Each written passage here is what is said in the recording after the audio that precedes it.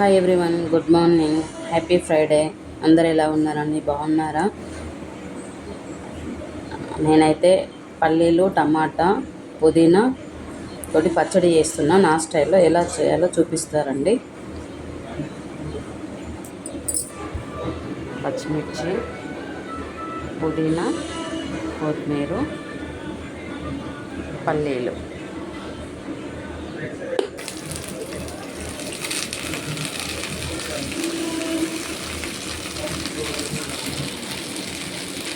ఇవన్నీ వేయించుకోవాలండి, మంచిగా గోలనివ్వాలి. ఎప్పుడు పొట్టు తీసేసేది నేను పల్లీలు, ఈసారి ఇలా వేస్తే ఎలా ఉంటుందో చూద్దామని పొట్టు తీయకుండా వేసుకున్న పల్లీలు అయితే.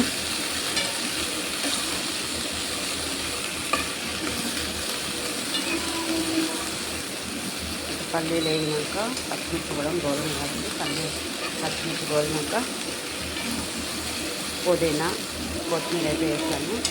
నేను ఎప్పుడు వేరే వేస్తాను, ఇలా ఒకసారి ట్రై చేద్దామని చేస్తాను. నేనైతే పల్లీలు కూడా పొట్టు తీయకుండా వేస్తున్నా.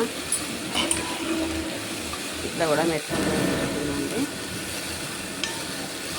ఫ్రై చేసుకున్నా.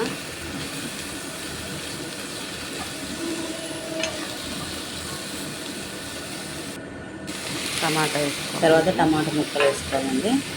ఇవన్నీ మంచిగా టమాటా ముక్కలు మంచిగా ఉడకనివ్వాలి. మా అత్తమ్మ అయితే పచ్చళ్ళు బాగా వేసేదండి, చాలా అంటే చాలా వేసేది. మంచిగా టేస్ట్గా ఉండేది ఎప్పుడు చూసినా కూడా.